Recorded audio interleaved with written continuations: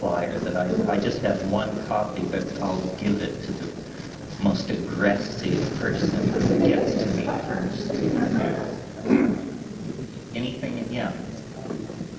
I'm just curious why, if naturally the psilocybin mushrooms grow out of cow dung, why when you do it in a laboratory kind of situation is it so important that you do it under such sterile conditions?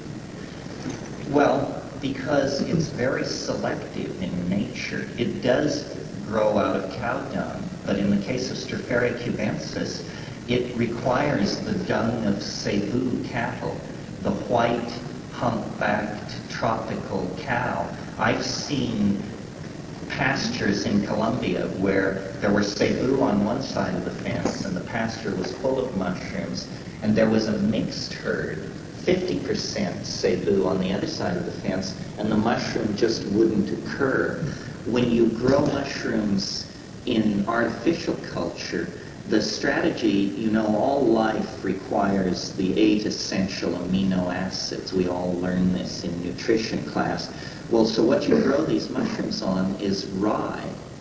And the endosperm of the rye, when it bursts from cooking, all 8 amino acids are available in the endosperm. So theoretically, you could grow almost anything on that medium.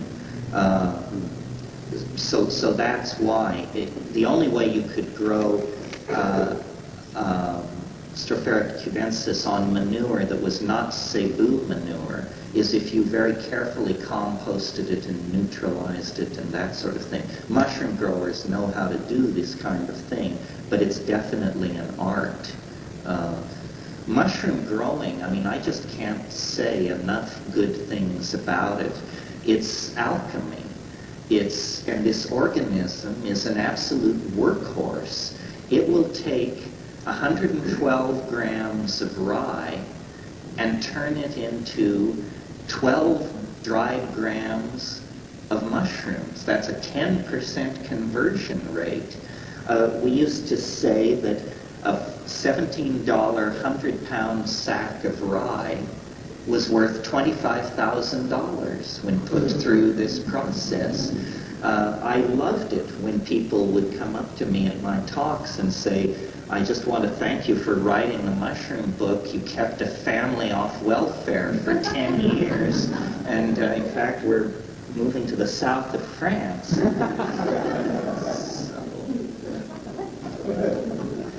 Anything else on this? Yeah. As we go deeper and deeper into the psychedelic experience, it seems that, I personally become radically aware of the contrast. Like, when intoxicated, you go into the ecstasy and you release your ego and allow yourself to fully open. But then, on coming down, you slam back into this Western civilization, ego and the whole reality of it. And I'm wondering how you, for so many years, going deeper in, how you managed to integrate yourself. Well, I think the answer is not very well. I'm very fortunate to have the career you see me hard at work at here, because what else could I possibly do? Well, I remember one time I was in the psych library at the University of California looking up something about drugs, and I pulled a book off the shelf, just at random, and opened it up, and it was describing process schizophrenia.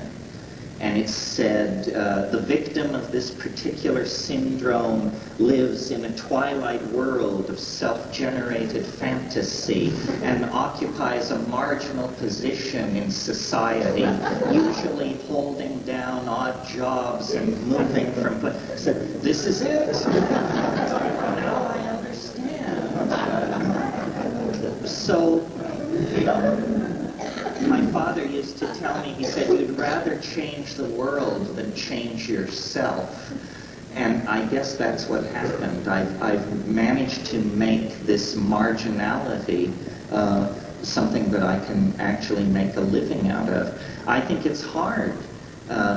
If you take psychedelics and are completely without community, you sort of think you're nuts.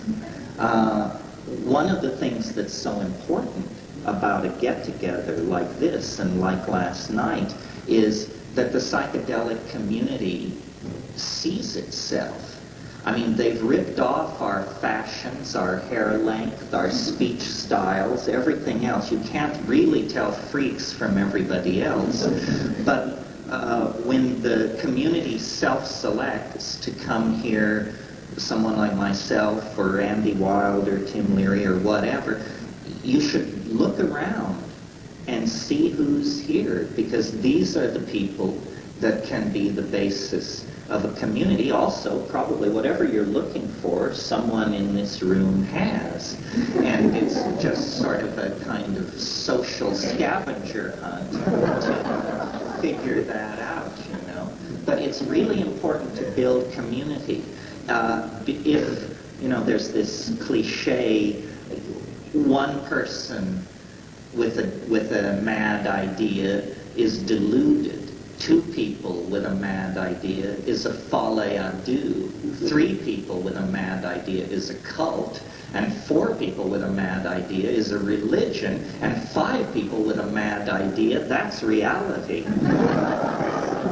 So it's all about building a common language so that we can talk about it and support each other as we come and go from it. Otherwise, it will always remain private, marginalized, and socially inconsequential, I think. I mean, how fortunate it is that, like, in the more primitive cultures, in the more indigenous cultures, where they have a shaman there, not only voyage the group through the hyperspace, but then upon going back to everyday life, they're far more integrated with nature and living that integration of non-barriers. Well, and everyday life for them is being embedded in a climaxed tropical forest or something like that. Yes. No, it's very hard to make sense of, like, taking psychedelics in Manhattan or something and then coming down to fit yourself into that world. The cognitive dissonance that we feel between the psychedelic state and the lives we have to lead is a measure of how far we've fallen from any kind of lifestyle that supports self-exploration of the body and the mind. I mean, we have literally become cogs in a machine. When I go to LA and fly over the suburbs and look down, it looks to me like a magnification of an electronic chip. You know, it is in fact simply a fractal resonance of the electronic chips that are in the toasters, vacuum cleaners, and televisions in those houses. And as you look down, you realize as long as the Reader's Digest stays subscribed to, as long as the people who live in those houses climb in their Japanese cars and go to their jobs every day, the system works. But the amount of humanness in that system, the amount of passion, the amount of dreaming and romantic hope is zero, you know. I mean, people's idea of a golden dream is a better BMW. And this creates, you know, toxic, low-awareness lives. And then people wonder why they're depressed and have ulcers and their children don't respect them and so forth and so on. Well, we have allowed institutions to rule our lives. And institutions are not necessarily servants of the human agenda. I mean, I think I said to somebody during the break last night, I quoted Lenin, who said, when it comes time to hang the capitalists, they will sell us new rope. I feel like, you know, we're just willing to deal the planet until there's no planet left to stand on.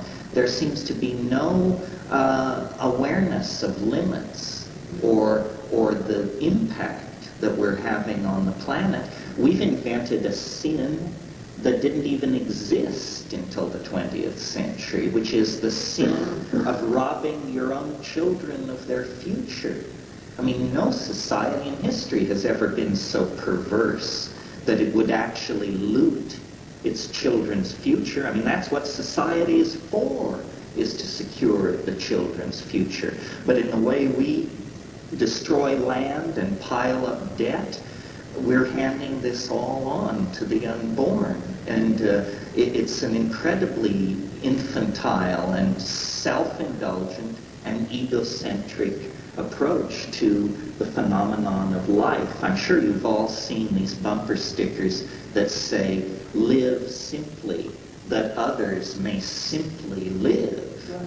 And, this is an idea worth holding. Somehow we have to reverse our, what I call consumer object fetishism, that we are fetishistically obsessed with stuff. And this is wrecking the planet. When we were nomads in Africa, there was no material culture at all. People felt inner wealth was your existential validity, who you were, the power of your songs, the power of your speech, your hunting prowess, your sexual prowess, your magical prowess. It was who you were, not what you had. Nobody had anything because everybody was on the move. They never slept in the same place twice. The invention of agriculture was a strategy for the production of food that was monstrously successful. I mean, you can imagine when these river valleys like the Tigris, Euphrates, and the Nile, when they had never been farmed, when they had millions of years of topsoil accumulated there, the response to early agricultural efforts was a tremendous surplus. Well, you can't carry it with you. So consequently, you stay with it. And then you build a tower to put it in. The oldest and most complex structure known to exist was the grain tower at Jericho. And it was for holding grain, and it was also constructed so that you could climb to the top and drop large, heavy objects on people outside, people who were obviously trying to get at the grain. The invention of agriculture created haves and have-nots. It created economy, because suddenly you had more food than you could eat at any one time, so the concept of trade arises. It creates urbanization. It creates specialized work patterns. And you can just see how we are the inheritors of all of these new institutions, the institutions that arose in the Neolithic, urbanism, agriculture, job specialization, gender specialization, so forth and so on. This set us on the downhill path to the present circumstance in the absence of psychedelics. Yeah. Terence, in Trilogues at the Edge of the West, you and Rupert talk about resacralization, and one of the aspects of that is the visiting of the sacred sites and the taking of the hallucinogens in those kind of contexts. Can you talk a little bit about this? I mean, have you got any feedback in terms of experiences at the sites under influence? Well, as you may or may not know, Rupert Sheldrake is the great developer and purveyor of the theory of morphogenetic fields. And that's the idea that the past actually has a presence in the now, that things happen easier if they've happened before. That's not a scientific principle at all. In fact, from the scientific point of view, that's nonsense. But if it's true, then a ruin where people lived for thousands and thousands of years with a certain lifestyle should have a kind of ambient field that you can tap into. And I think this is true. I don't exactly understand the mechanism, but it's certainly true that when you take mushrooms at, say, Palenque in Chiapas or Monte Alban or someplace like that, you see the motifs of the civilizations that inhabited that spot. Taking psilocybin at Borobudur in Java is a completely different experience than taking it at Tikal, for example. It is as though the past lingers in places. The model that I want to communicate to you about psychedelics that I think is most fits the facts, I mentioned this a little bit last night, is a mathematical model that consciousness, well, here's a metaphor.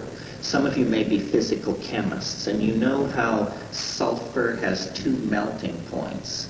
I mean, if you have yellow sulfur and you heat it, it will liquefy. But if you keep heating it, strangely enough, it will re-solidify.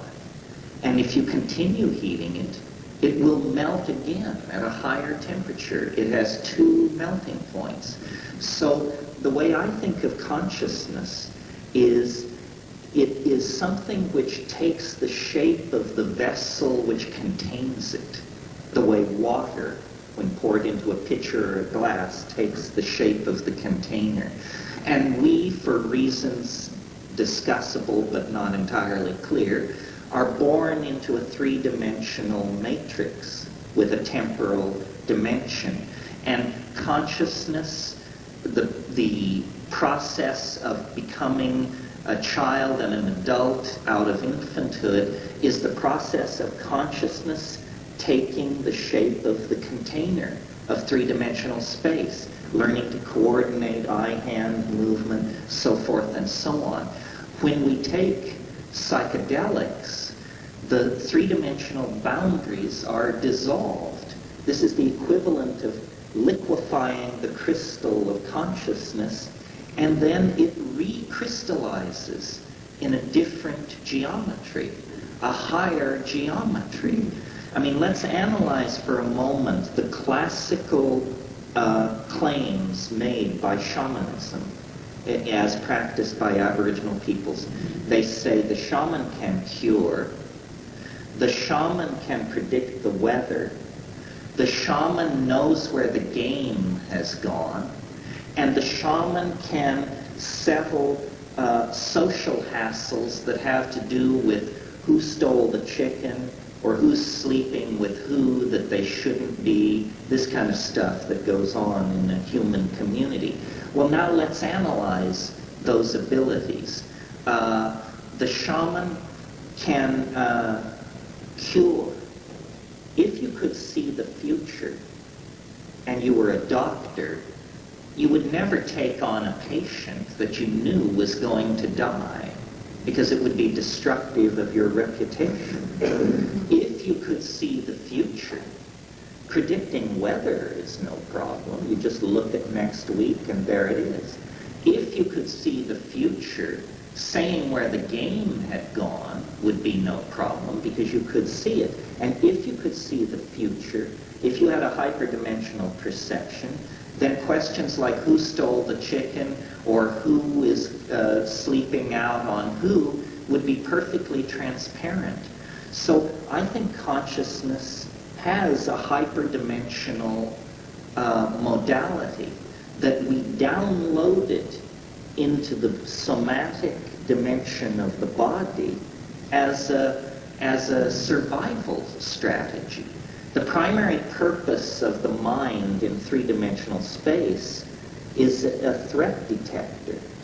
You know, it anticipates problems, approaching saber-toothed tigers, large holes in the ground, falling branches. The mind is a threat detector, and it moves the physical body out of harm's way.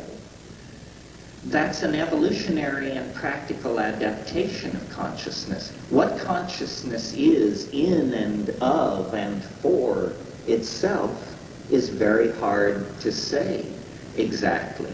So, you know, hanging out with Rupert Sheldrake and the other author of Trilogues at the Edge of the West, who is Ralph Abraham, a brilliant mathematician, research mathematician, it seems to me that the best model of what psychedelics do is they actually raise the dimensionality of the experience of mind so that you actually look down on time. You see the past.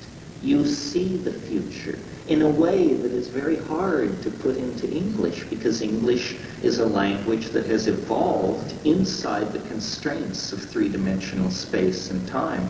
That's why it's so hard to create a language that can contain these things. But I take seriously the perceptions of shamanism. They are not in any sense of the word delusions. That's why I called my book True Hallucinations. Hallucinations are a form of perception that is as true as ordinary vision. It's simply not about ordinary space and time. It's about hyperspace and hypertime. This is why you've probably noticed in me, and I certainly notice it in other psychedelic people, an extraordinary awareness of large scales of space and time.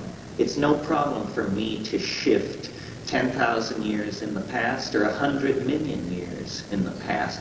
At any point in any conversation, I can see the whole thing. I'm also aware of the spatial size of the universe and how it's put together. This is a psychedelic perception acquired over years and years of doing it. I always think of Giordano Bruno, the Franciscan heretic of the 15th century, 15th, 14th, 16th century, who was burned at the stake because he realized that the universe is infinite. Giordano Bruno said, the stars that we see at night are suns hung like lamps to the uttermost limit of infinity. Nobody had ever said that before. They were all living in an Aristotelian universe of concentric shells. He broke through that by simply opening his eyes and looking at the night sky.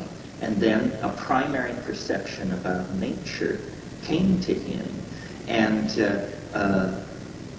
nature is the ground of the psychedelic experience, because when you look at reality on a scale of 100 million years, most of it is nature. I mean, the artifacts of human civilization arise very late in the context of being. Yeah. Can you talk about some of the inhabitants of these other dimensions that you've met and talked to? I noticed that you said that you didn't think there was moral perfection in these realms. What are the intentions of these beings towards humans? Well, wild horses couldn't dissuade me from talking about this. This is, the question was, what about the entities that are encountered in these dimensions? And I guess it carries us to the core issue, because, if I tell you that there is a substance, a plant, or a drug that allows you to access childhood memories, or that allows you to more deeply appreciate art and music, or that allows you to be a kinder, gentler human being, I don't think this is exciting, but it doesn't strain credibility. But if I say to you that there is a drug that will convey you into a domain inhabited by glossolalia jabbering elf machines that are producing strange technologies with your voice and attempting to direct human destiny, that's a little more confounding. We've moved well beyond the Freudian or Jungian map of the unconscious with that. That was what really set me on this path. I had taken LSD before I smoked DMT, and I was able to hold it within the model provided by Freud and Jung and Huxley and ordinary literatures of mystical experience. But when you smoke DMT, it seems to carry you into a data field that is well beyond the ordinary or classical mystical domains, because the first thing most people notice about the DMT flash is that it's filled with organized intelligence. You see entities, and they are not material, but they are full of affection and interest in humanity, and they are attempting to communicate something. I don't know how many of you have actually smoked DMT, but or heard me describe what happens when I do it. But it is the most extraordinary experience that a human being can have this side of the yawning grave. I mean, there's no doubt about it. It's you know, the onset is very rapid, like 15 to 20 seconds. And first there's a kind of a swirling mandalic form, usually orange or yellow, that we've come to call the chrysanthemum, simply because that's what it looks like. It looks like a chrysanthemum. And then, as you're looking at that, what's happening at the synaptic level is these DMT molecules, which have a greater affinity for the serotonin receptor than serotonin itself. By the tens of millions, these molecules are elbowing serotonin aside and fitting themselves into the lock of the receptor and turning the key. And there is this high-pitched and then a sense of a membrane breaking or ripping or something. There's a sound like a bread wrapper being crumpled, which a friend of mine said, oh yes, that's your radio-intellecty leaving the anterior fontanelle at the top of your head. Well, maybe. It's certainly something dramatic is going on. And then you are propelled into a kind of tunnel, a kind of disystolic, fluctuating thing. And there's a lot of sucking and popping sounds, a kind of a...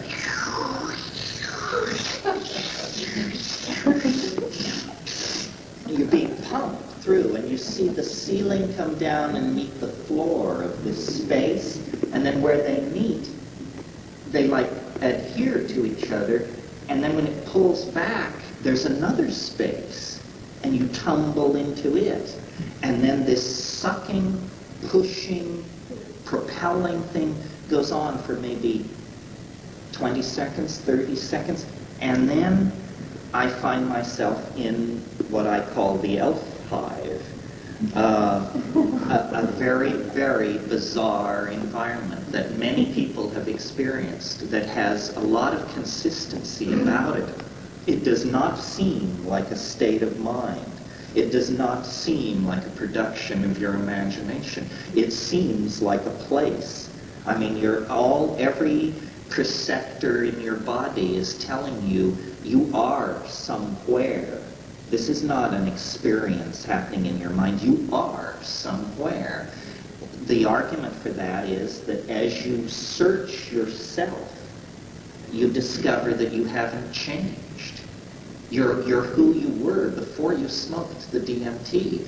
The problem is the world has been completely replaced by something previously inconceivable and totally unimaginable.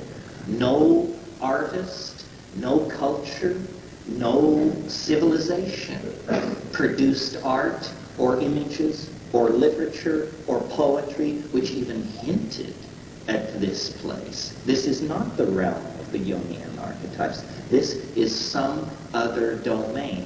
And what it is it's a room, a dome space, light indirectly lit. You can't tell where the light is coming from, but there seems to be no point source. And you know, in some intuitive and translogical sense, you know that you're far underground. You know that a massive amount of weight is above this space, even though it's spacious.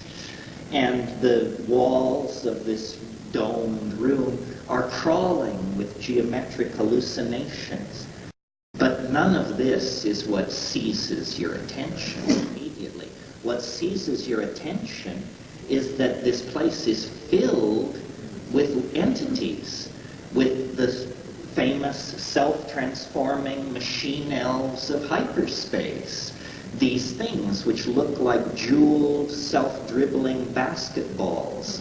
These self-propelled, autonomous complexes of light and faceted color that come bounding up to you and then hesitate and then jump into your body and jump out or crawl all over you.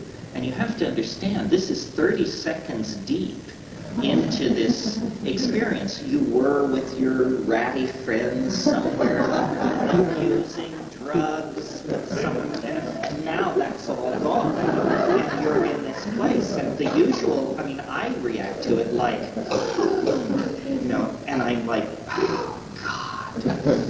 You know, yes, breathing, yes, yes, pulse, yes, breathe, breathe, breathe. And these things are saying, you know, they're dancing around in front of you and they're saying, do not abandon yourself to amazement.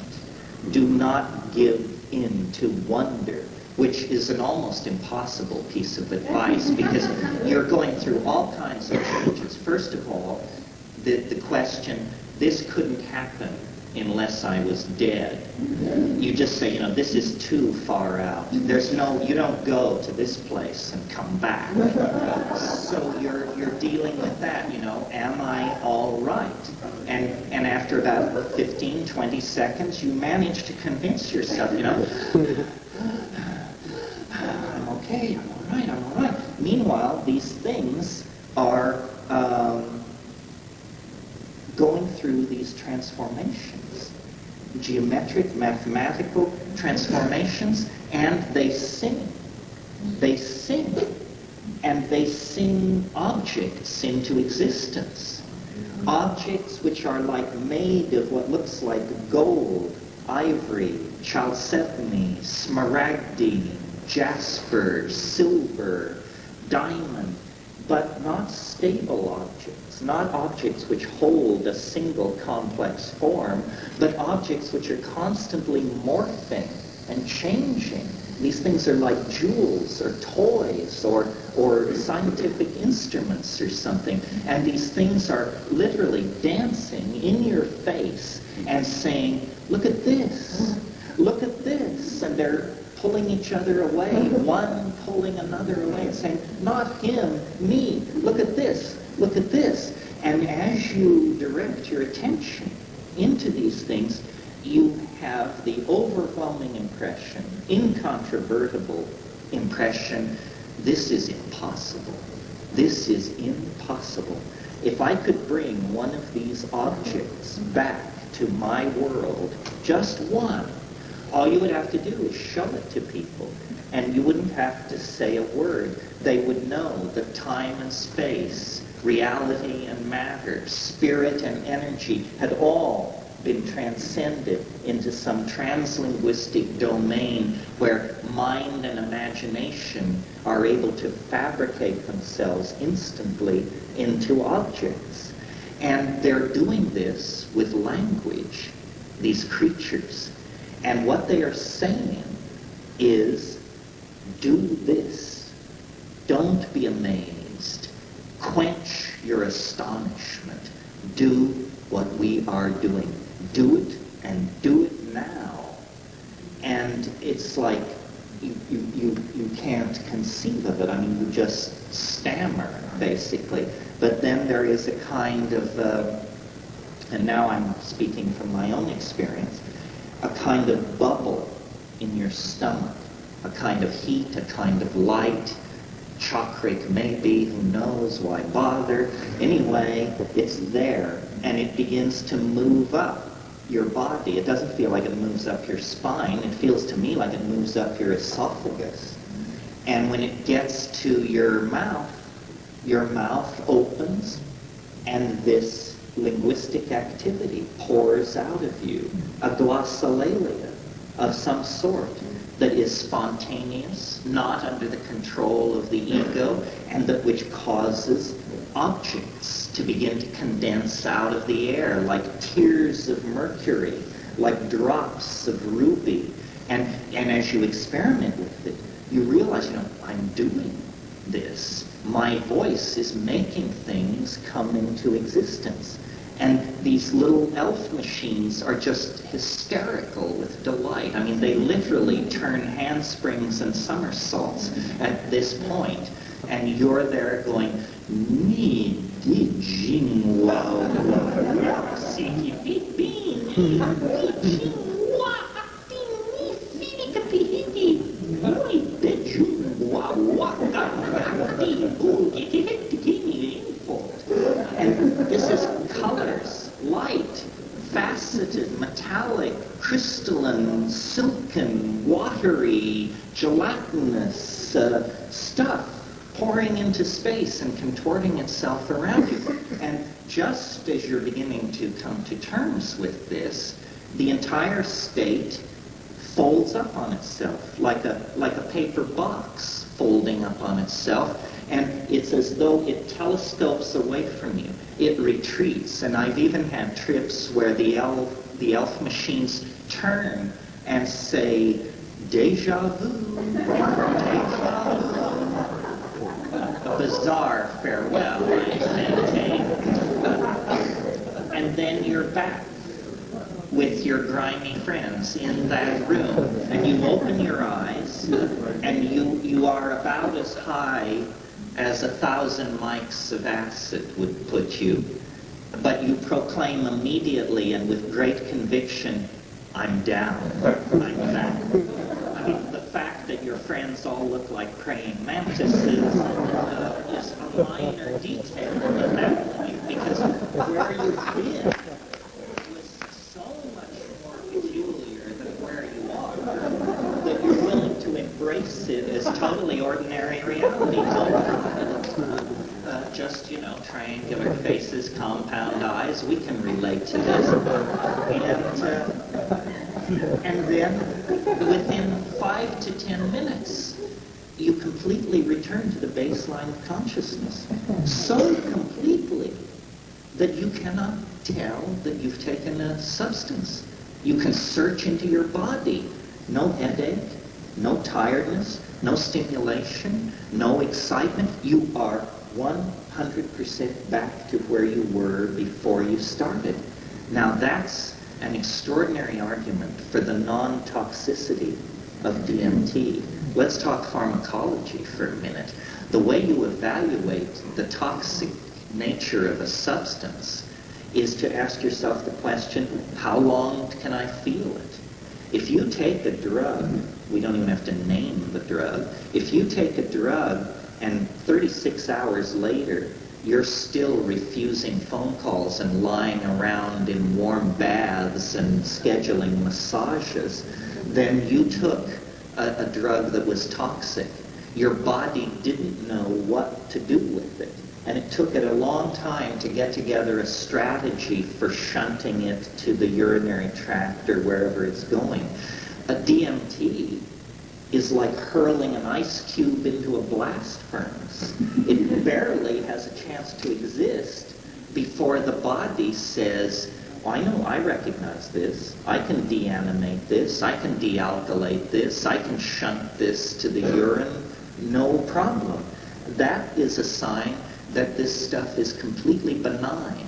So is the fact that it occurs ordinarily in human metabolism. Every single one of us has DMT in our brains right now as we speak. You might note that this is the ultimate catch-22 in terms of if they ever want to take us all in. They don't have to throw pot around in your apartment. Your head makes you guilty. You have a Schedule I substance in your brain. This was not known when DMT was made illegal, and it might be an interesting defense if somebody ever got into trouble. So there you have it. The most powerful hallucinogen is the most short-acting, is the quickest to return you to the baseline of consciousness, is probably the safest, is the most widely distributed in nature. And unlike LSD or in some cases psilocybin, this doesn't seem to confirm our ideas about the human unconscious, the cheerful theories of Freud, Jung, and Reich. It seems instead to imply that the universe is a system of condensed levels of manifestation that we can, under extraordinary situations, move between these levels.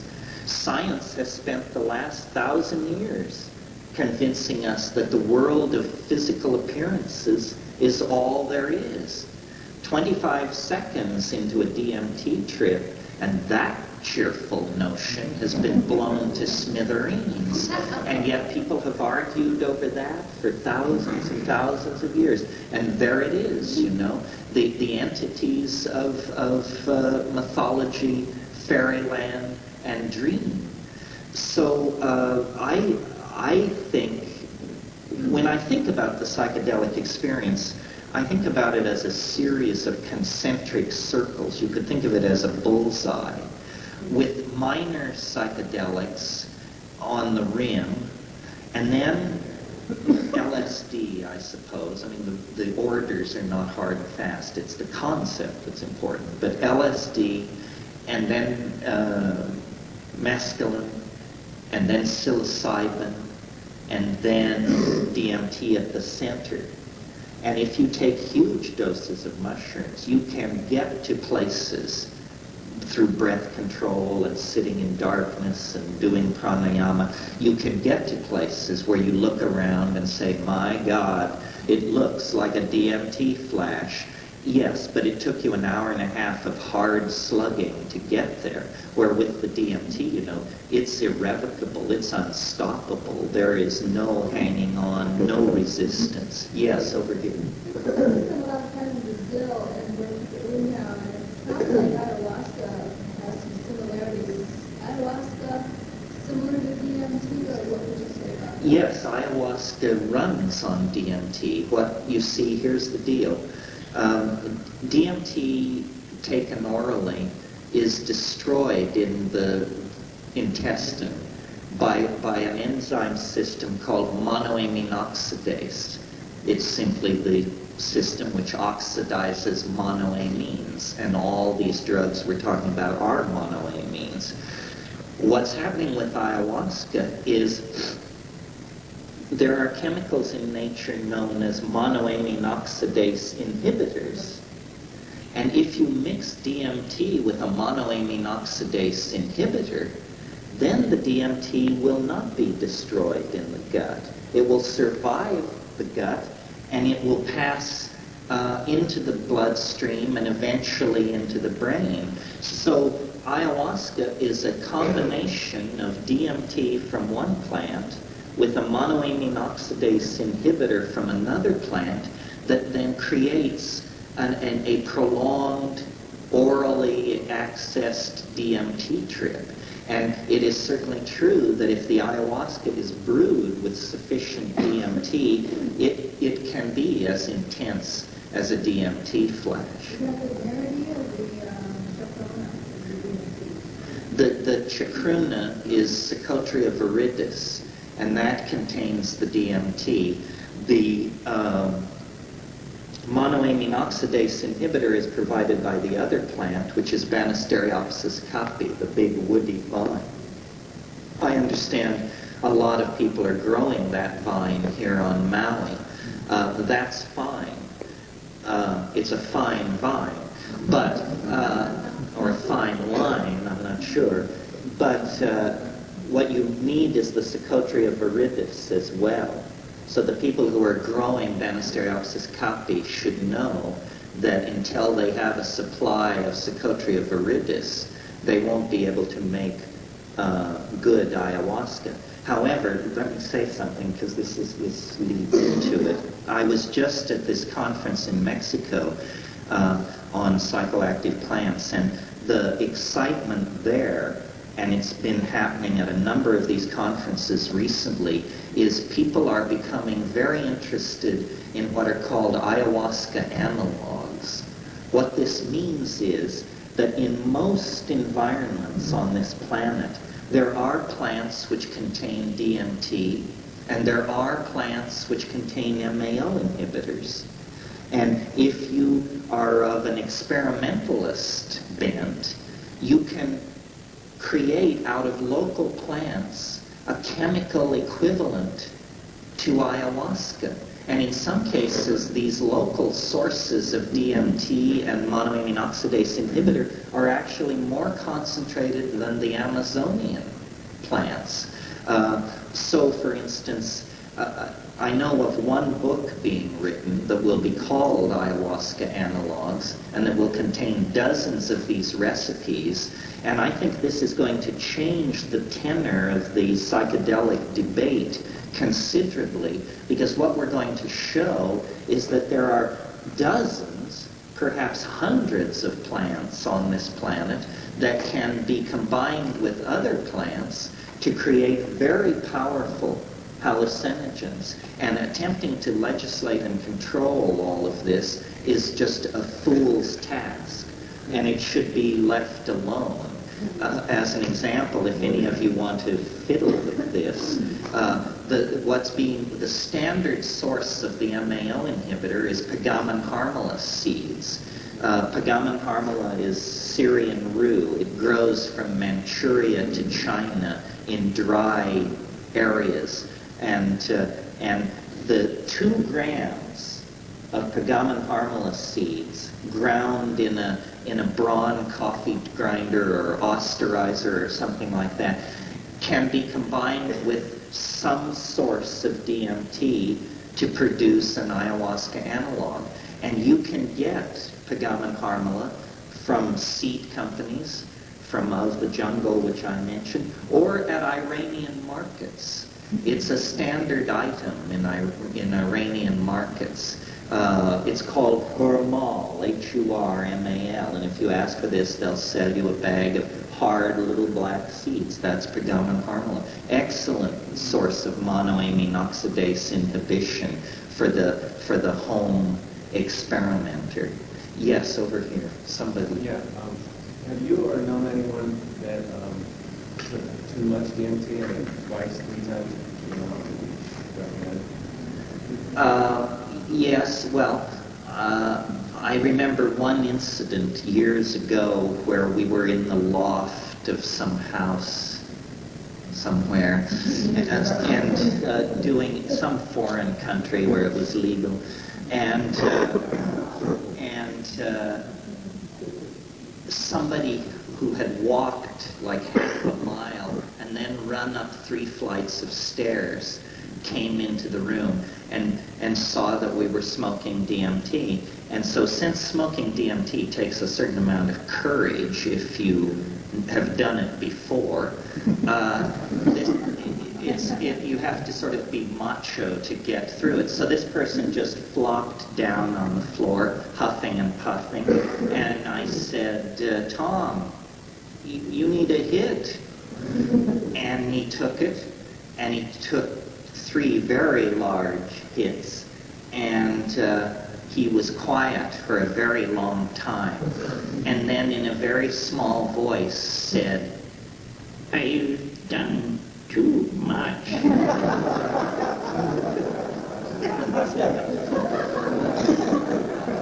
We just threw a blanket over him and waited. I'm pretty confident that it's not dangerous. Somebody said that the only way DMT can be dangerous is if you fear death by astonishment. And that's a big leap sitting here, but death by astonishment is a real possibility. I mean, it is so amazing that you feel like you have broken the amazement reflex, and it's just gotten stuck. And you're saying, how awesome can something be? How blown can your mind be? Yeah. I'm wondering, not necessarily about the danger, physical danger, more the experience of it. Is it more in that room than you were ever, or longer lasting, or different? It's more in it. Like, for instance, on psilocybin, you hear a teaching voice, the mushroom voice. And sometimes, this is me, I don't know if other people do this, but I've noticed in psilocybin there's a certain place, about an hour and 30 minutes into it, which I call Elfland. And it's not that there are elves there, it's that when you pass through this place, if you have had enough experience with these things, when you pass through this certain place in the psilocybin intoxication, you know that elves could be there. You can feel them the way you feel pigs in the woods, but you can't see them, you know. So when I pass through that place, I can call them out. And it's sort of like a Nepali marching band. You know, it comes from a long way off. It's like tinkling, drumming, percussive, and it comes closer and closer and closer. It's like the approach of a parade. First you hear it, then you see it, then it's all around you, then it passes by, and then you're left in darkness again. So it's a kind of coming out, and people say, you know, how do you call elves? It's very simple. Some of you may remember a wonderful episode, an early episode of I Love Lucy, where she's talking to Ethel about communicating with flying saucers. And Ethel says, well, how do you do it? She says, well, it's very simple. You just close your eyes and say, come in, little green men, come in, little green men. And I found that perfectly effective. You don't have to go to Sanskrit. You don't have to decode Kabbalistic ultrastructure. You just say, come in, little green men, and they will emerge, literally out of the woodwork. I mean, that expression, coming out of the woodwork, means a lot more to you after you've smoked a DMT, because they come out of the woodwork, yes. Back here, yeah, here. It occurred to me after experiencing the DMT that there possibly could be a correlation between near-death experiences and alien abduction experiences. Have you put any thought into that, or do you think people are kind of breaking through into that area without being Well, that's an interesting question. I've thought about it. The near-death experience, as conveyed by the various books, Ken Ring's books and Moody's books, sounds a lot more pedestrian than DMT flashes. I mean, it's all about beckoning dearly departed ones. I've thought about DMT in terms of that, and I think it may be an ecology of souls, but it's not Aunt Minnie or Uncle Fred. It doesn't work like that. I don't know. The near-death experience, the alien abduction thing, I have more trouble with. I know some of the people at the center of that point of view, I guess you would call it, and I haven't been terribly impressed with their integrity or their integrity. Without raining on anybody's parade, I would like to suggest that what the alien abduction experience is that we are in such a state of crisis as a culture that a lot of people are losing the ability to distinguish memory from dream. And that, in fact, it's very hard to distinguish memory from dream. We all deal with this on a trivial level. I mean, I'm sure you've had the experience of going to dinner with someone that you rarely see and saying to them, my goodness, it's been 8 years, it's been 10 years since we had dinner in this restaurant together. And them saying, hey, I've got news for you. We've never had dinner together in this restaurant. Well, in a trivial case like that, you just say, huh, that's funny. I must have dreamed it or something, because I have a very clear impression of this. But if it's an alien abduction, then it becomes much more problematic to know where to locate it. I am very resistant to, what you have to know about me is just because you're a nut, it doesn't mean that you're open to other nuts.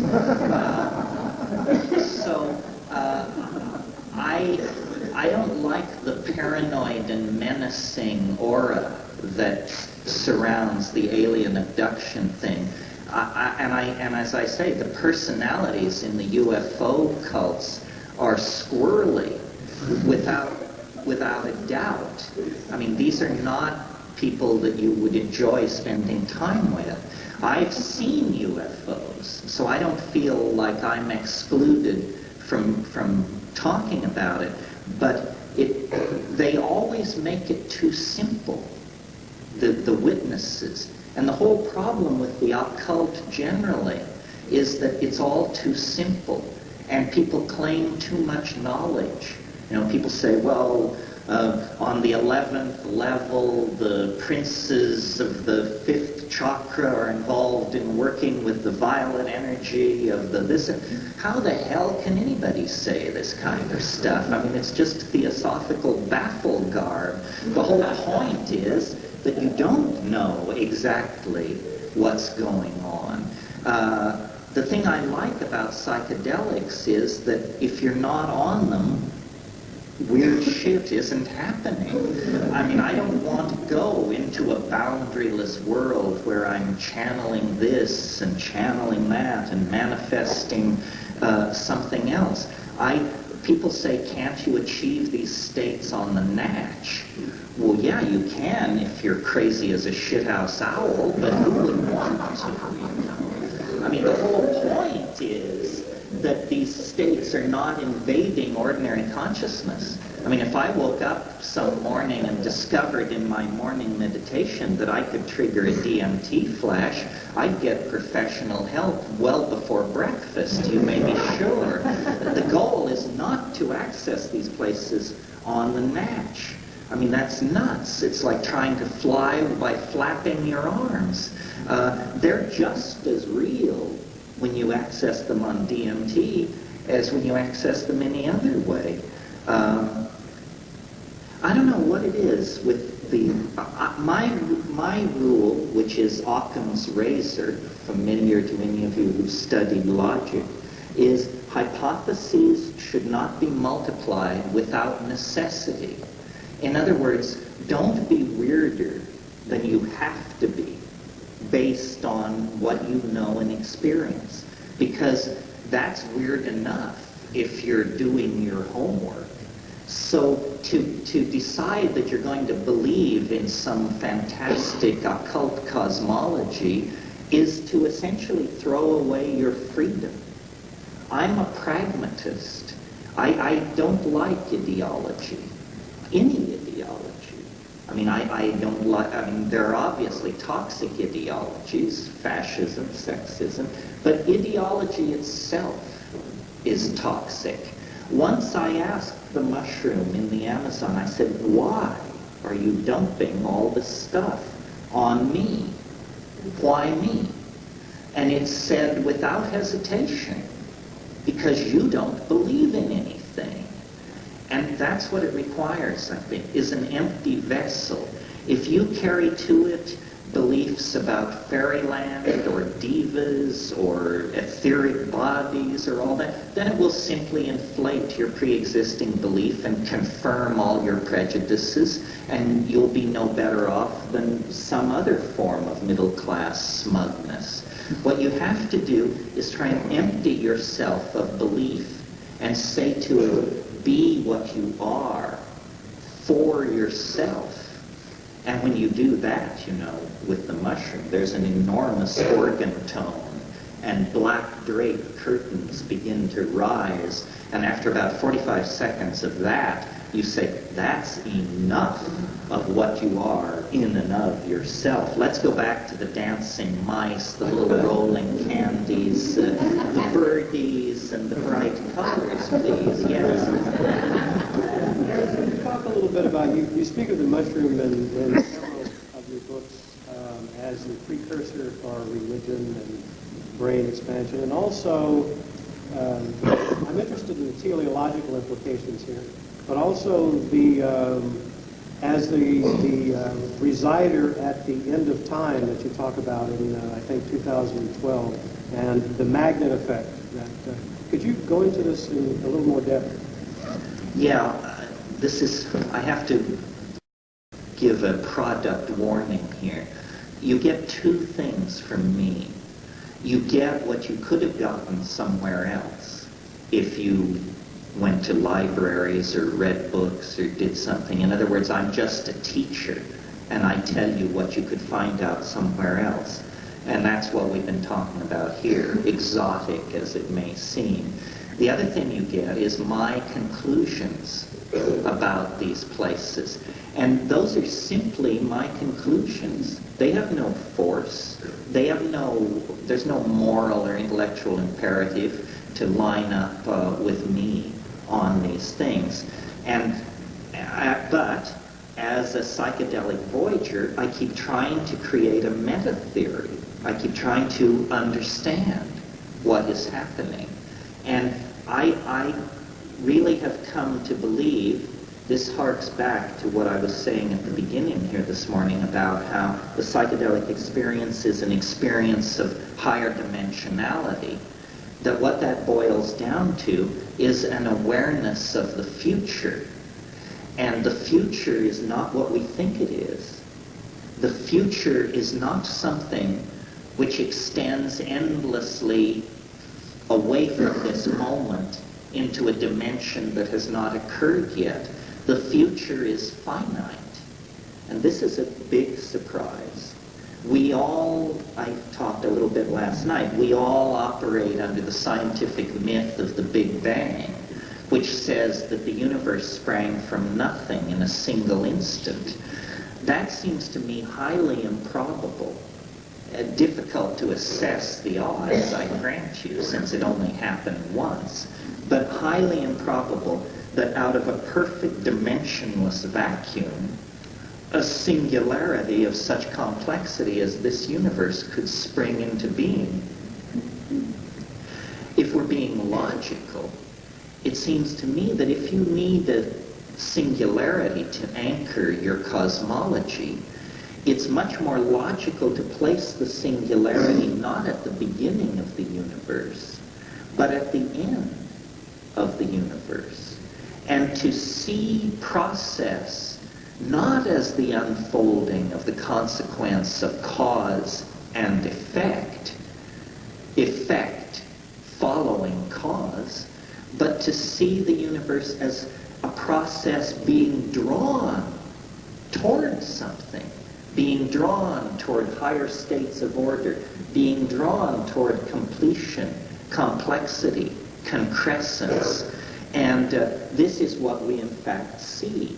I talked about it last night, the way molecular complexity was the foundation for life, life the foundation for higher animals the foundation for thinking civilized beings, and so forth. I really believe that what's happening on this planet is a kind of birthing process. Biology is the placenta of spirit, and the entire earth is pregnant with the gestation of spirit. And it is perhaps even willing to rupture itself in order to bring to birth this higher form of organization. And in the same way that that the process of the gestation and birth of a child takes a long time, but it's very dramatic in the last few hours, that's where the action is, because that's when the child moves into the birth canal and convulsive tremoring begins, and the uterus expels the child into another dimension. I think history is the birth canal of spiritual transformation. That the reason we are such strange creatures is because we are neither spirit nor simply animal.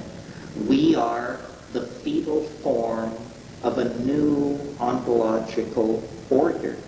And it takes about 25,000 years for the process to come to completion. And it starts with just a seed, you know, the building of a fire, the enunciating of a word, the forming of a thought beneath the beetled brow of some distant ancestor who raises their face from feeding for a moment and has this descent of higher order into their sphere of cognition. But once the hook is in, it begins to build. Technologies, languages, philosophical points of view, inventions, migrations, gene swarming, religious teachers, techniques, it all begins to feed into itself faster and faster and faster and faster. And now we have reached the short turns of the spiral. We are being shaped by a transdimensional entelechy of some sort that lies ahead of us in the future, that casts an enormous shadow across the lower dimensions of space and time that we inhabit. And in our more primitive cultural forms, we just call it God and say, you know, we are being propelled toward God. We are being pulled into God nature. I don't think that this is the God who, in Milton's phrase, hung the stars like lamps in heaven. I can't conceive that it could be that God. I think it's the God of biology. That biology is in the process of transforming itself on this planet, and that history represents the final crisis. And look where we are. I mean, imagine the life of the fetus in the womb. Comfortable, weightless. Food is being delivered through the umbilical cord. All needs are being met. There is simply the great oceanic oneness of being, and then growth and growth. In the same way that we expanded across continents and began to clear forests and build stone cities and build observatories, growth, growth, growth. Finally, it's all used up. The uterus, the womb is filled. It's no longer this dimension of endless freedom. Instead, it's a tiny, cramped, constricted space. The walls are closing in. This is where we are. The walls are closing in. There's no more space, and there's no going back. You probably all know the Grateful Dead song about you can't go back and you can't stand still. If the thunder don't get you, then the lightning will. That's where we are. That's what the 20th century is. It's the awareness that we have eliminated the option of centuries of a human future. It's all now going to be settled in the next few decades, whether or not this species goes extinct or goes hyperspatial. In other words, whether or not this experiment in the birthing of spirit is to end in stillbirth or a successful parting of mother and child, the earth emptying its womb, heaving an enormous sigh of relief, and us then going off to whatever grand and glorious destiny the spiritual imagination can find for itself in hyperspace. And so the chaos of the 20th century is the chaos of birth. I mean, if you had never seen a human birth and you were to happily come around the corner and be confronted with this, it vibrates medical emergency. Blood is being shed, organs are distended, there's moaning and groaning. It looks like a problem. You have to really make a leap to faith to say, how beautiful, new life coming into the world. This is how we do it. Make way for the new order. Well, that's what we have. We've used up 3D. We have begun the long path down the birth canal.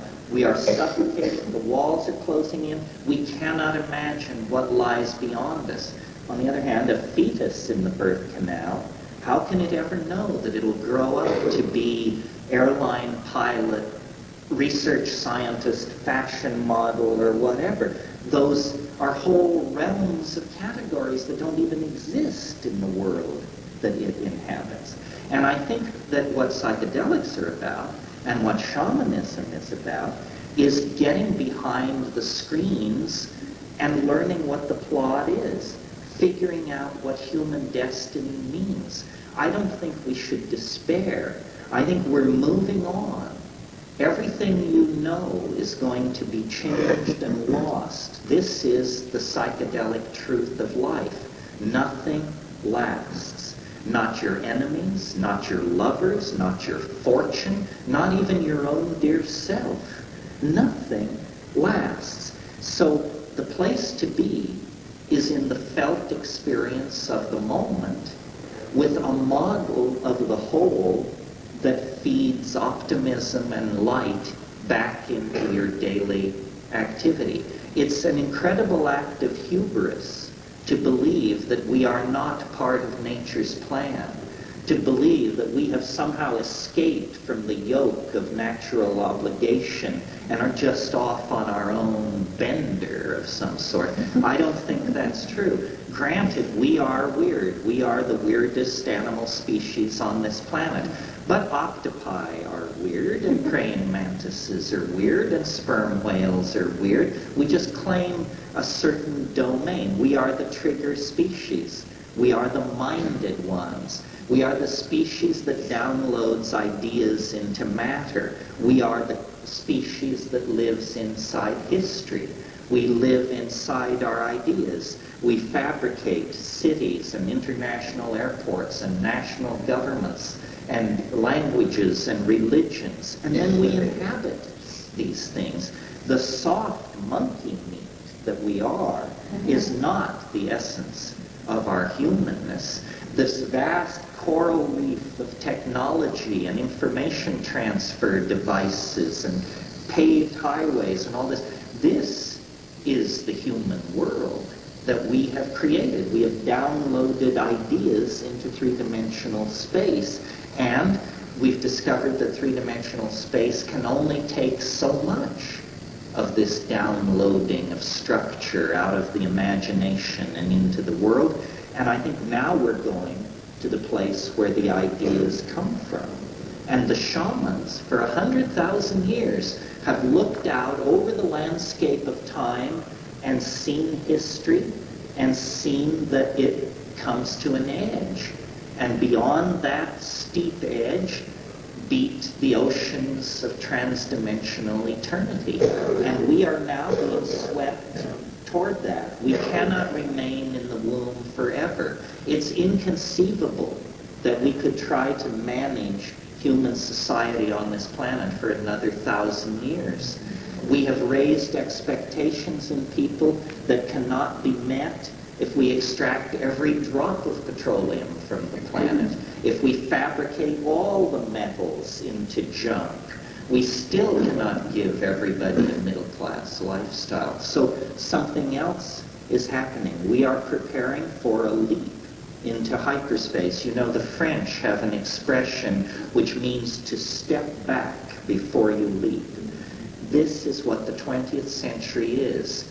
The world of the Edwardian gentlemen, the mathematical dominators, the print heads, the object fetishists, all that, that's the 19th and early 20th century.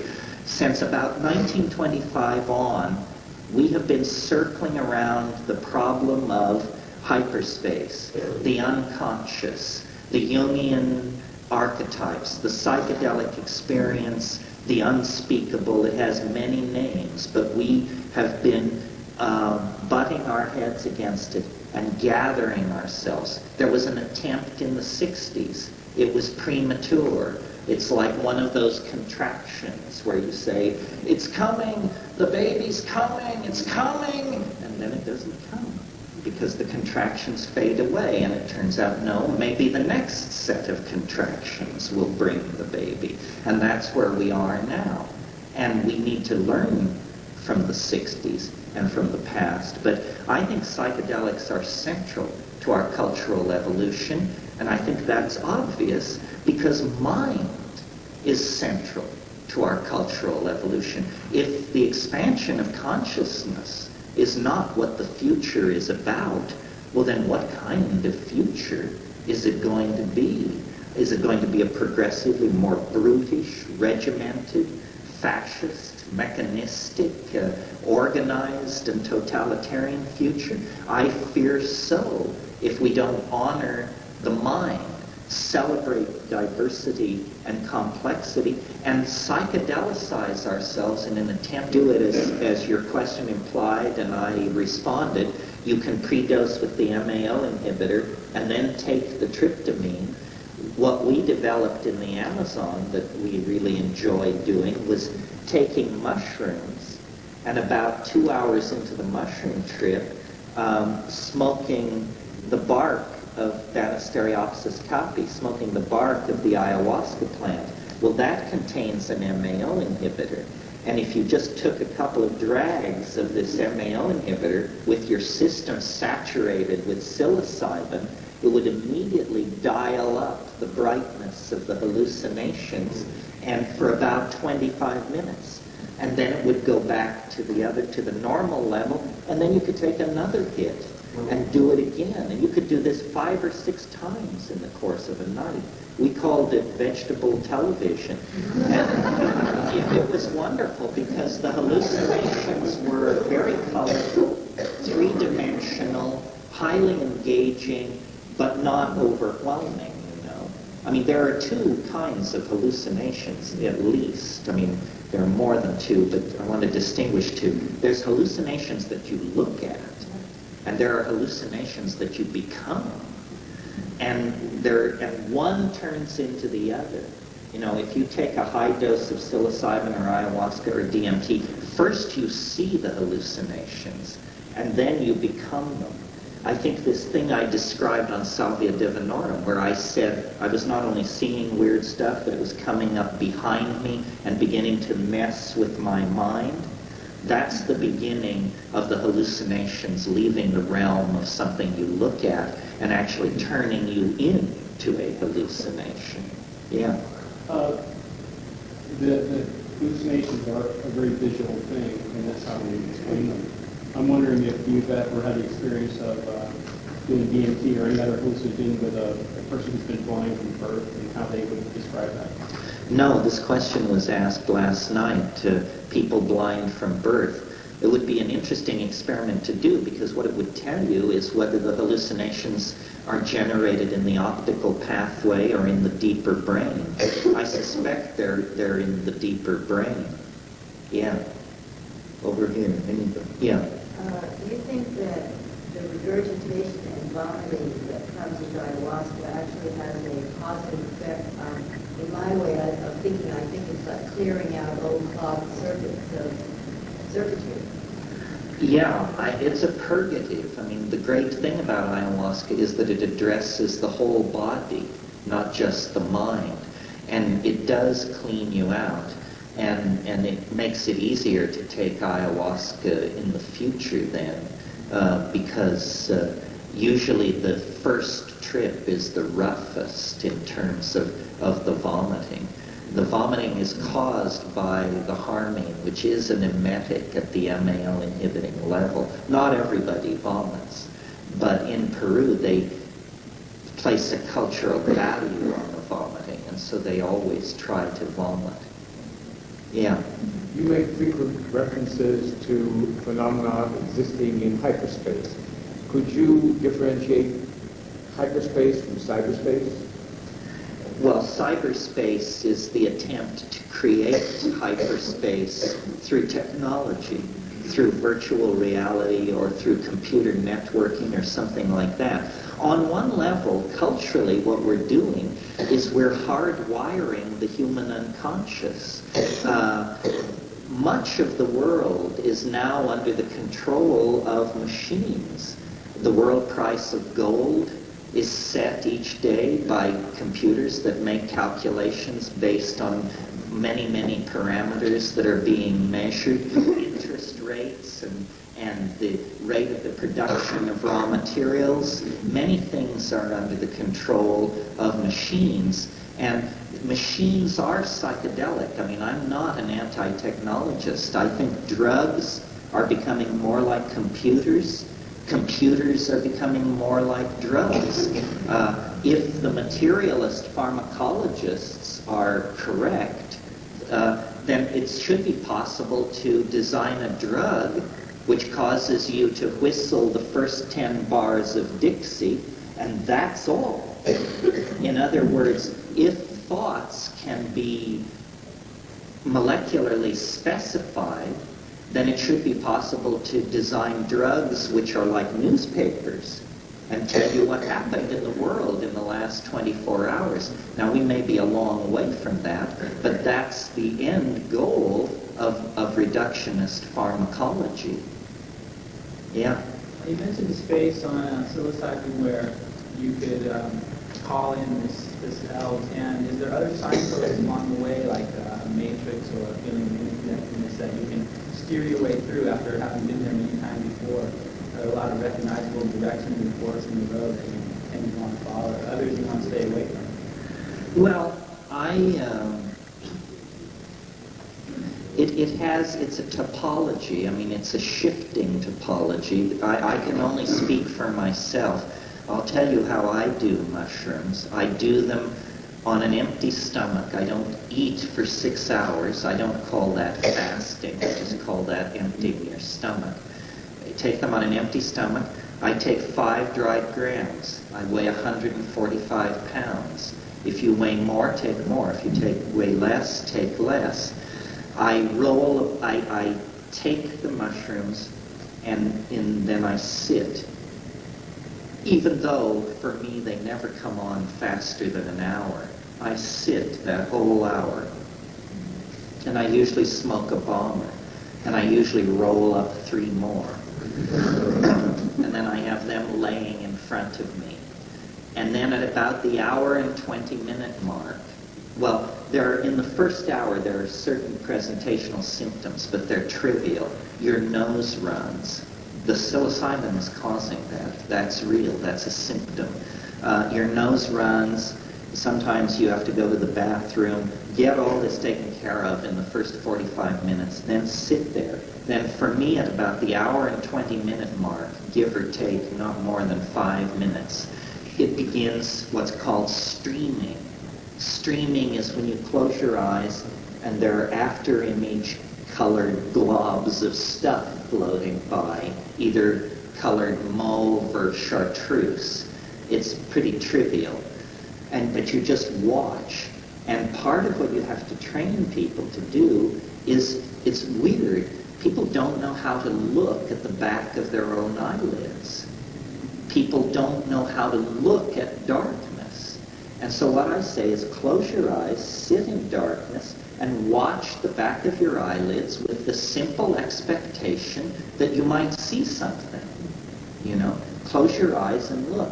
Well, then the streaming gives way to the first wave, which is usually pretty steep.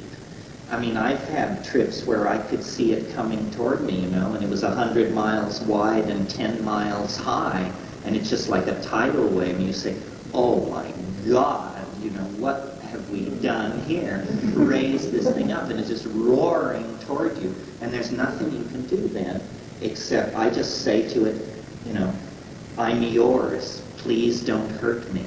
Please, for Christ's sake, don't hurt me. And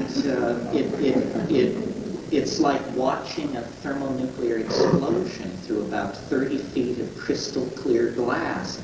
I mean, when I do it in California, I have the feeling that when the thing hits, everybody from Vancouver to Tijuana must have just had to crawl under their desk, because the idea that this is in your mind is inconceivable. I mean, it hits with the force of an asteroid impact or something like that. And then, you know, have you ever seen these things where when they set off an atom bomb, 500 meters from ground zero, they set up cameras, and then 1,000 meters, and then 1,500 meters, and as the explosion takes place, the first set of cameras gets a second and a half, and then they're vaporized, and the switches move back 500 meters to the next set of cameras. You get 3 seconds of film, and then those cameras are vaporized. Well, that's what it's like. It just keeps exploding the perceptor, and finally, you know, in a sense, you lose consciousness because you can't say what goes on. It's just so extraordinarily boundary dissolving that there's no there, and there's no you there to tell you about it. And then you begin to drift down through the layers, and it presents itself. And it can present itself all kinds of different ways. I remember one trip I had, I think it was this same trip, the 100 miles wide, 10 miles high thing. This wave came at me, and I barely had time to lay down. And after a long, long time, I became aware that there was a woman standing over me in some kind of tight-fitting suit, some kind of sexy outfit, and I heard a voice, and it said, "They say it helps to close your eyes, cowboy." And so I closed my eyes,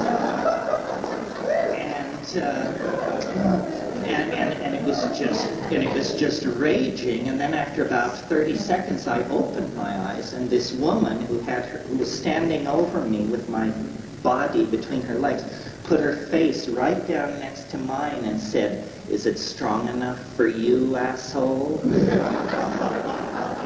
said, "Yes, it's strong." So, you know, the humor of the thing is amazing.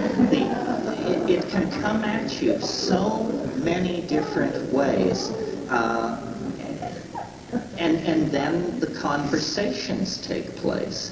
And they can be anything. I mean, I remember one trip where, you know, something's happening and then click, and I'm looking at a map, and over here is the East Coast, New England, Florida, so forth, and over here is Europe and England.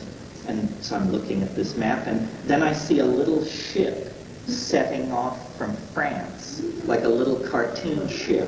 And the voice says in my head, "Each ship represents 10,000 settlers." And so I see this ship and it lands in New England. And then I see one leave from England and it lands in Georgia. And then I see little villages growing. It says, "Each village represents a community of 100,000 people." Well, what is this? It's an animated movie about the colonization of North America? Great, thank you. I have no idea what this is for.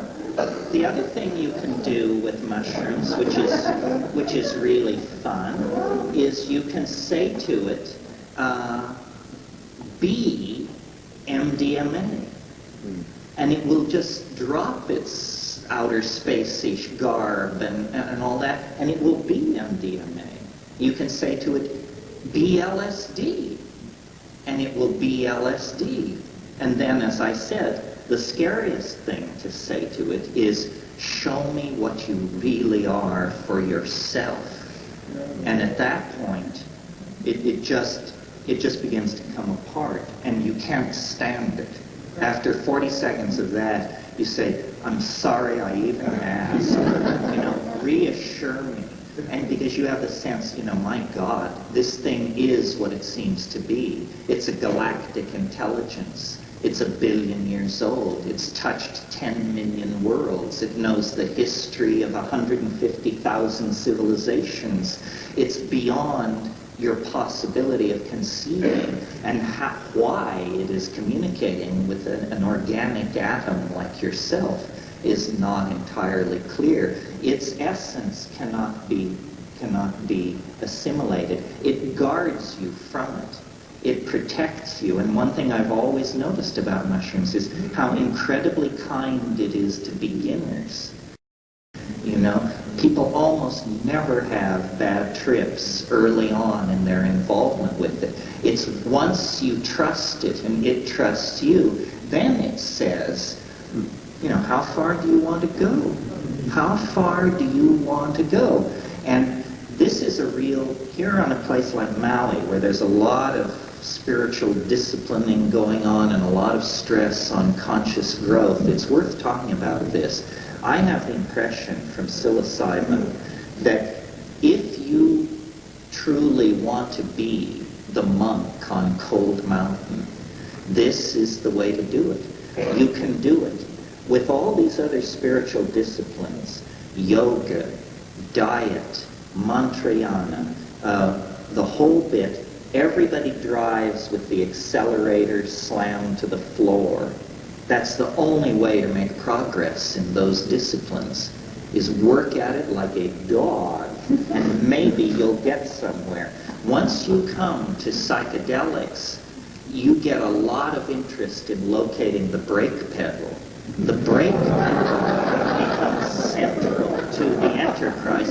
It's no more about how can I move faster toward my spiritual goals. It's all about how can I prolong this so that it lasts a lifetime before I become incomprehensible to everybody who knows me. And if you wish that, if you truly feel drawn to sagehood, then all you have to do is take mushrooms a lot. You know, I take them every few months. Some people take them every few weeks. Take it 3 times in a week at the 5-gram dose, and you will have to make decisions about what you want to do with your life. Because I've noticed when I take it in the Amazon, the perception that you really have to discipline yourself to resist is the mushroom says, you know, go into the forest. Take off your clothes. You can survive in the forest. You don't need civilization. And I don't know whether it's true or not. I mean, there are horrible, horrible stories of people who were found raving mad 5 days later, driven so by the bite of insects.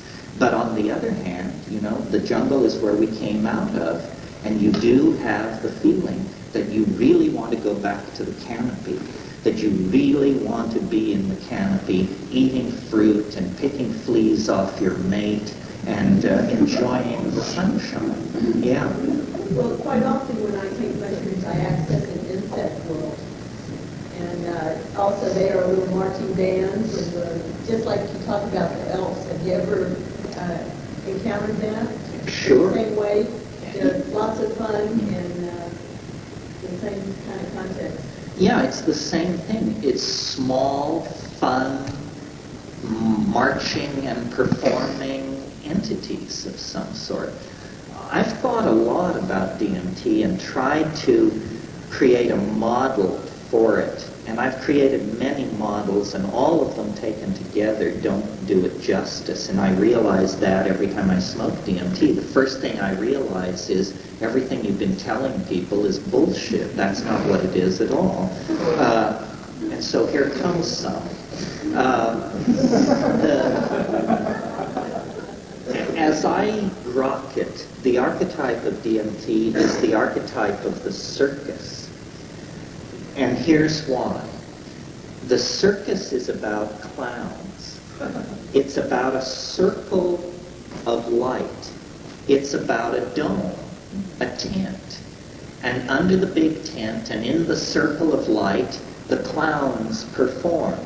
And a circus is a wonderful place to bring children. But a circus is more than clowns under the big tent. My own first awareness of eros that I have is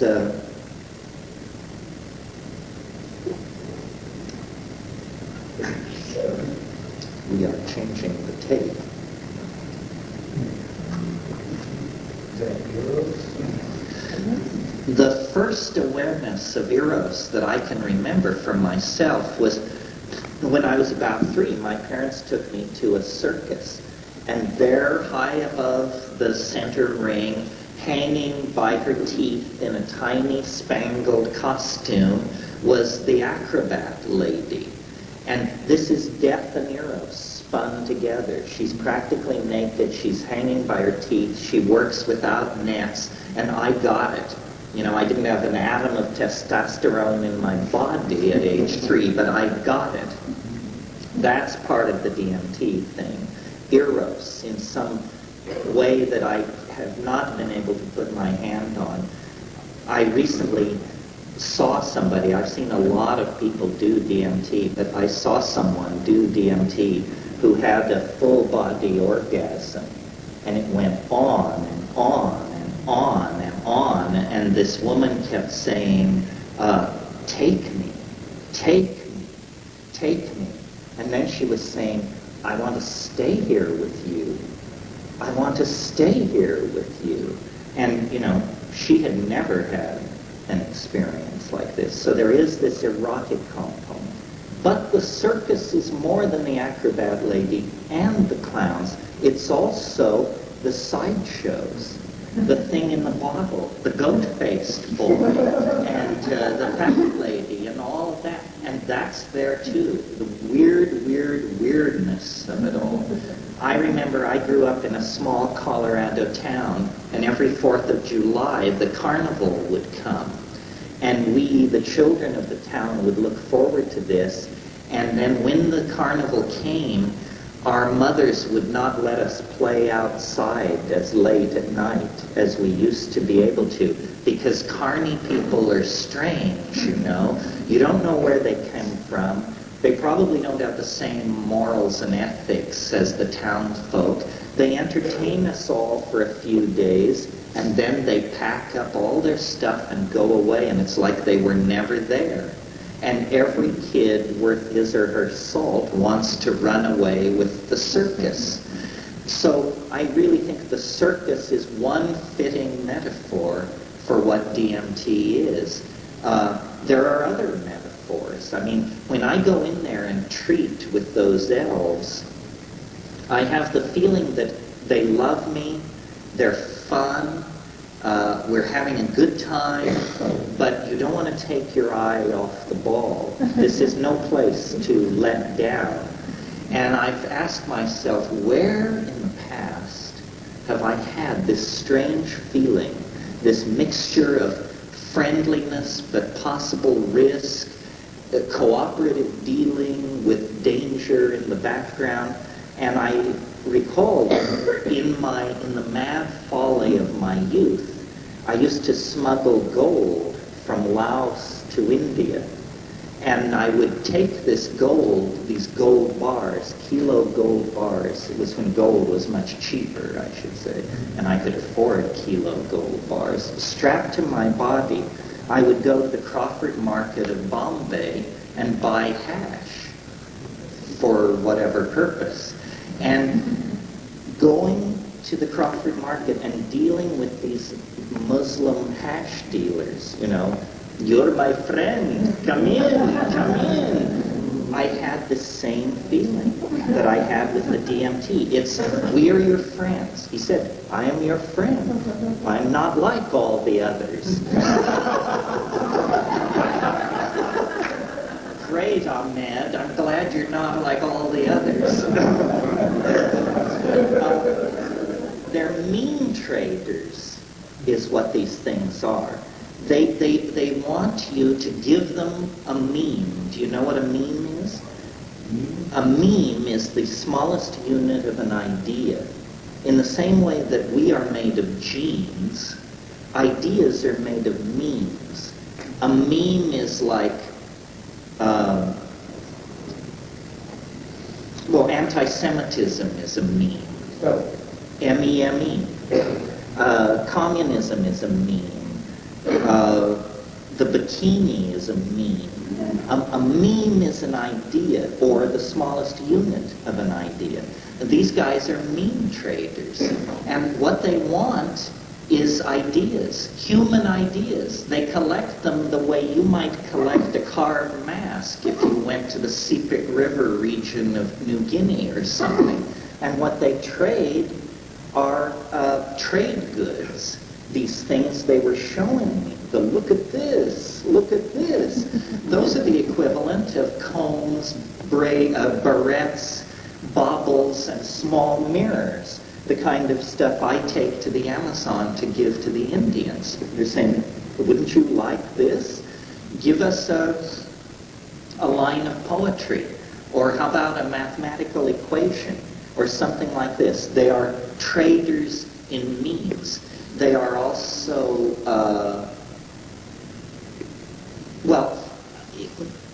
again, trying to be logical. If you accept that they exist, these entities, then it raises certain fairly profound questions. Where are they? Who are they? And what do they want? If you accept that these are real entities, real beings, well, trying to be logical about it, it seems to me there are a fairly limited number of choices. They are extraterrestrials of the classic, we have been studying you for 50,000 years, we have come to correct the gravitational, that kind of extraterrestrial, extraterrestrial, evolved around another star and came here by some technology. They are either extraterrestrials or they are time travelers from some future so distant that this is what human beings have become, things made out of light that look like self-dribbling basketballs, which means they must be at least 50 years in the future. So they're either extraterrestrials, they're either from a human future, or, next possibility, they are from another continuum. In other words, they didn't come from a distant star. They came from another energy world somewhere that is, in practical terms, nearby. But we have no evidence that such things are even possible, even though science fiction is filled with so-called parallel continui. We don't know whether this is even a viable concept. Or, and this, believe it or not, is the most conservative possibility. If we accept that these things exist, if we accept that they have an intent to communicate with us and can in fact communicate with us, if we accept that they have a deep interest and affection for humanity, then it seems to me the most logical and conservative position would be these are human souls.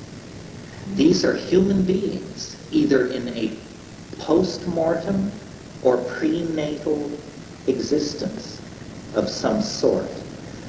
This, I never would have thought that I would be pushed to this, but I took DMT to the Amazon years ago and gave it to ayahuasqueros that I respected. And they just say, well, you haven't been listening. Didn't we tell you, ever dream, that at the end of the most technological and reductionist and materialist of all cultural binges, we would discover a way to look over the barrier of death itself and see the survival of organic existence in another dimension. That is just about the most astonishing development that this culture could endure. Far more astonishing than having visitors from Zenebel Ganubi land at UN Plaza and start handing out technological gimmicks. And yet, this is what shamans have always believed for 100,000 years. This is the generally accepted belief about these entities. It just doesn't happen to be generally accepted in the high-tech industrial democracies infected with the meme of science. There, this idea is outlandish. But the people who take these things in the rainforests, in the Oaxacan mountains, for them, it's perfectly obvious that this is what it is. And as I said, I was raised Catholic. I spent a huge amount of time desacralizing myself, reading Camus and Sartre and Nietzsche and Husserl and Merleau-Ponty and positivists, and dabbled in Marxism and was a hardcore materialist. But life lived honestly, meaning not denying the content of my experience, has led me to the conclusion that the scientific model of how the universe works is complete hokum. I mean, it's fine for predicting the charge of the electron or how to land an artillery shell on somebody's head, but when you talk about, what is mind, what is life, what is intelligence, science has nothing to say about this. Science is a strategy for solving simple questions. Shamanism is a strategy for solving very, very complex questions. And I think that DMT presents a science and cultural destroying frontier. In the same way that medieval Christianity could not hold itself together in the face of the discovery of the New World, meaning this hemisphere, I don't think science, as we inherited it from the Renaissance, is going to be able to survive the confrontation with the psychedelic experience. I think this is one more reason why these things are so stigmatized and forbidden and taboo, because they are the absolute confoundment of our official religion. They show that what we believe about reality is complete hokum, and that we are actually going to have to go back to the idea that there is such a thing as a soul, that there are parts of the human personality that survive physical death, and that therefore, and this is, I suppose, sobering news for everybody, life does have a dimension of moral obligation. We are not just simply free to be secular jerks. We have to try to figure out what the universe wants of us, what is acceptable behavior and what is not. In other words, there is a moral imperative in all this. Every religion of enduring quality has some notion of an after-death vehicle, that life is a strengthening of certain structures ordinarily invisible that will be very important at the moment of death to carry the personality through to another domain. And the evidence of psychedelics and shamanism, I think, is that we need to at least take this seriously and explore it. And it can be explored. It's not in principle beyond rational comprehension. It's just that it can't be approached through an instrumentality. In other words, the way scientists like to work is they like to build fancy instruments and then integrate fancy measurements into some fishy equation. That's not how this works. We have to send great-souled people with tremendous artistic and poetic skills. We have to send those people into that dimension, and they have to return and sing and dance around our campfires and teach us what is there. And if this is done, I think that along with this dimension of moral obligation that the survival of the soul implies, there is also a dimension of hope and optimism. We don't know what life is for. And it's tremendously liberating to reconnect with the idea that there is more to the end of life than the yawning grave and becoming worm food. And it's that faith, and it isn't a faith exactly, it's secured by direct experience of the shamanic domain, but it is that experience which gives life meaning. Without that experience, meaning is not intrinsic. It has to be conferred. And so you confer meaning by fetishizing objects, or by becoming fetishistic about power and control over other people. And these are the things that do not satisfy, but that we attempt to assuage our anxiety with. So I think that in terms of human psychology, the psychedelics are empowering us to discover the true nature of humanness, a fact that our obsession with scientism has occluded for us.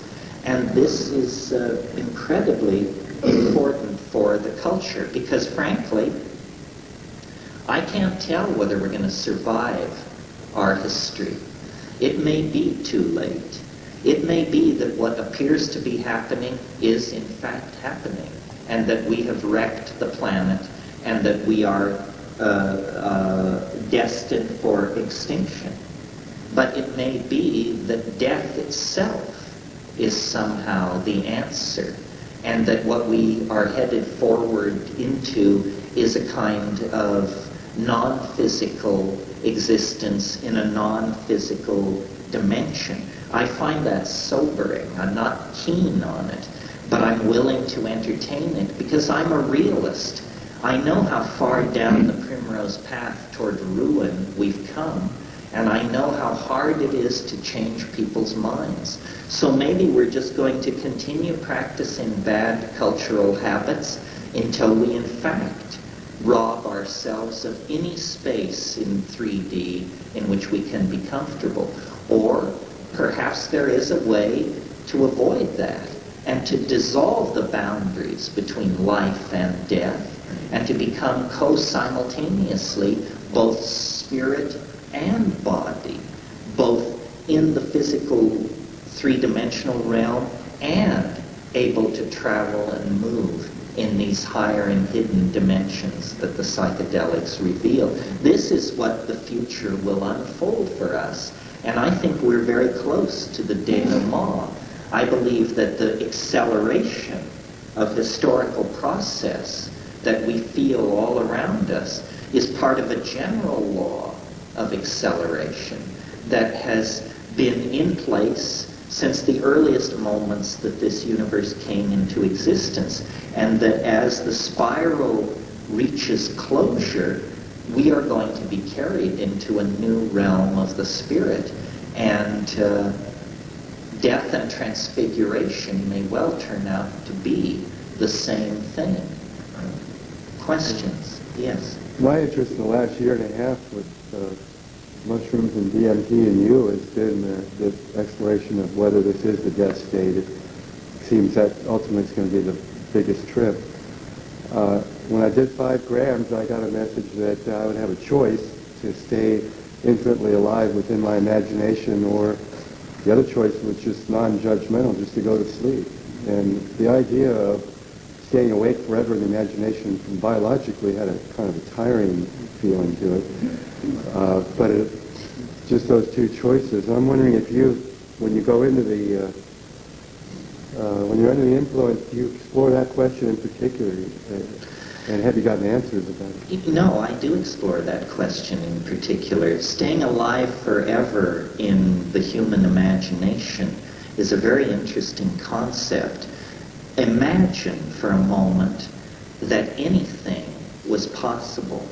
Imagine, for example, that the laws of physics were suddenly replaced with the laws of the imagination. Well, that's a very interesting meditation, because it starts out, at least for me, I think, well, if I could have anything, what would I have? Or what would I like to have if I could have anything. So it begins modestly.